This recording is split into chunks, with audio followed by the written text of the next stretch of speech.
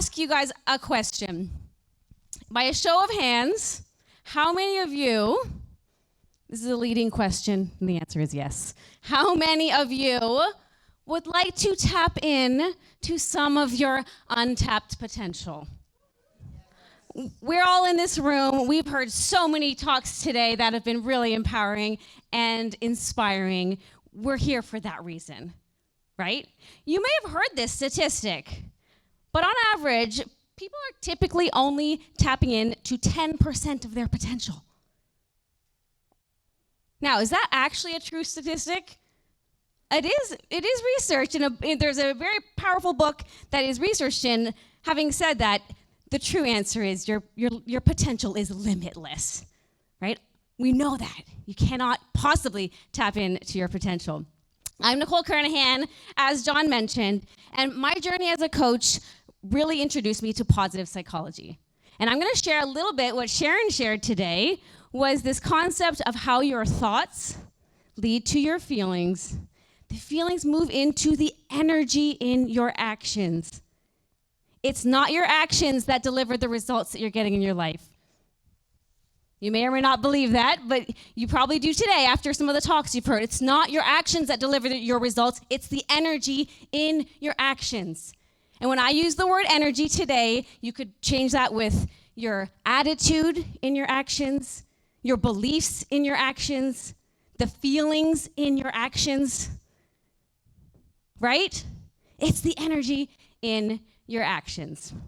So I was talking to my husband just a couple days ago, and I was talking about this speech that I'm preparing, and I have this speech that I've got to do, and I really want to make an impact. I want to do a great speech. And he said, the word speech seems to be bringing up a lot of pressure and stress maybe. Why don't you just call it a talk? And I took a deep breath. I said, okay, I'm going to do a talk. And my talk today is about the energy in your words. He didn't know the topic of my talk, but it was pretty appropriate that he shared that thought. Did you know that by the time a child is 17 years old, they've heard the words, "No, you can't," an average of 150,000 times. And the words, "Yes, you can," an average of 5,000 times. That's 30 no's for every one yes. Let me ask you, would that possibly lead to a powerful belief of "I can't"? You've heard stories today of overcoming and people who have chosen to overcome that subconscious programming of "I can't." Now, I'm not talking today, when I say I'm talking about the energy in your words, I'm not talking about the words you throw around once in a while. I'm talking about the words that you repeatedly say to yourself, the words you repeatedly listen to, the words you repeatedly read, the words that are really reflecting your beliefs and your self-image and the way that you see the world. I know firsthand the power of words. I'm going to share a really quick story that I literally only discovered. I only connected these dots a couple of weeks ago, even though this experience was 30 years ago. When I was 9 years old, my parents put me into karate, martial arts. I did not want to do that. I wanted to do ballet and piano. I was petite. Okay, I still am. I stopped growing after 12, but I was petite and I was sweet and I looked cute and young. But I knew my parents weren't going to let me off the hook, and I respected them. They wanted me to be able to have some self-defense skills.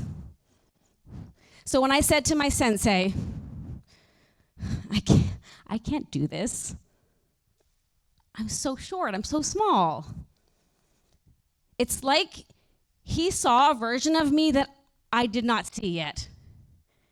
He did not see my physical size or appearance or bubbly, upbeat nature as a limitation. He said, yes, you can. You can be faster than your opponents. When I said, I'm just cute and I'm so sweet.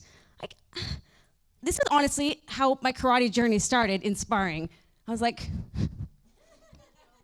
I hope I don't actually hit them. We were fully guarded, gloves and headgear. But I didn't actually want to hit my opponent.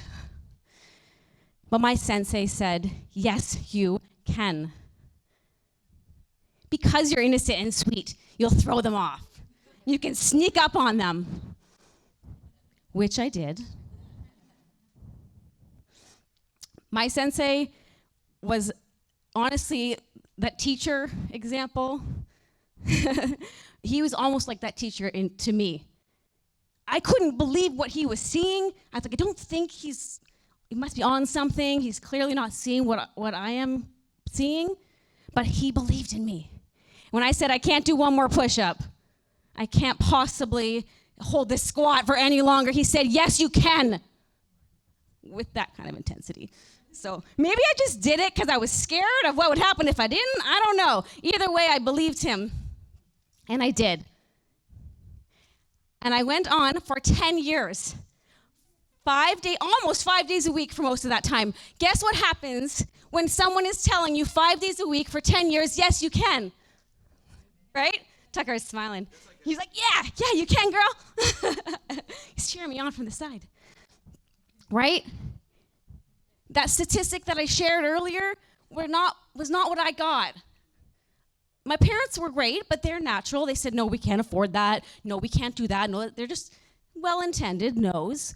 But I spent so much time in that JoJo with that life experience with not just the words, guys. I really want to make sure you take this away. You can hopefully feel it from me. It's not just the words, yes, you can. It's the words, yes, you can, with belief. The words, yes, you can, with energy, with conviction. It's the energy in those words. Because someone could say, yeah, you can do that. He could have been, talking to someone else and just said, keep going. You can. You got this. Right? That's not the same thing. It's the energy in the words. I went on to earn my black belt. So, yes. And I won provincial championships in martial arts. People who were bigger than me, taller than me, stronger. You know what? I saw Nim, and I was like, I should have worn what she's wearing and just pull out some karate moves. Yeah. All right. This experience of yes, I can, with belief and conviction, really played out for me later in life. And there's a lot of stories that have been shared today of overcoming. When I was 21 years old, I lost the functionality of the right side of my body. And it was an experience that came out of nowhere, knocked me off my tracks. I was healthy-ish. The average Canadian diet, the average American diet, the standard American diet. I was generally healthy. It didn't happen overnight. It was over a few days. We heard a story earlier. My hands started tingling and getting a bit numb. I started to be able to I was dropping things.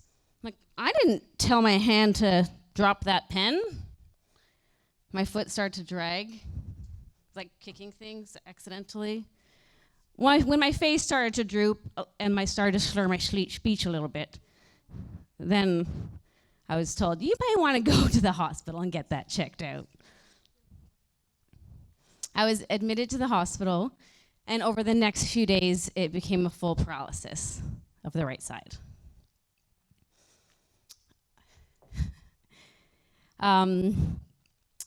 It was initially diagnosed, as you may imagine, as having had a stroke. After they did the brain scan, I had one lesion on my brain, and it was diagnosed as a stroke.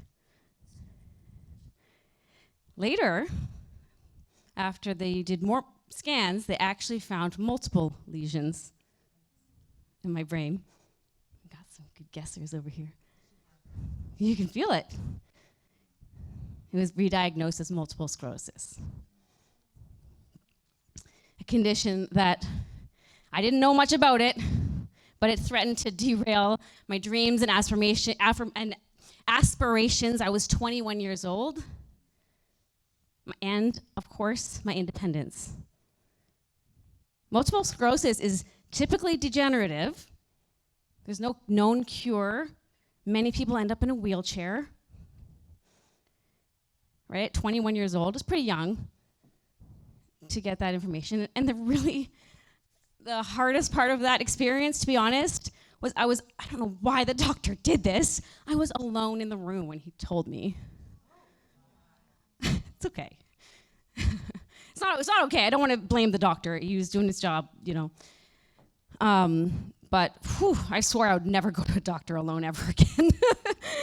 I'm like, just getting a general checkup. I'm bringing my husband. But it was completely shocking. It derailed me. And here's the thing. I had a breakdown that day. It was overwhelming. I could barely handle the emotions of that day, that experience. But the next day, I got up and I remembered my sensei. Because it was programmed in my subconscious mind. It was programmed in my beliefs, in my core. Yes, you can. Not just the words, the energy in the words, and the energy in those words specifically with my physical body. And I literally got up and said, yes, you can. Yes, I can. I've got this. It was like it's an energy, right? It's an energy in my words. I refuse to use words of limitation. I refuse to listen to words of limitation. I fueled myself with words of resilience and determination. And I remember talking to my mom, and I said, after the shocking breakdown, the next day or two, I said, I've got this. I've got this. I swear. Don't worry about me. I can and I will. I will overcome this. I know I will. Not just I believe I will. I know I will.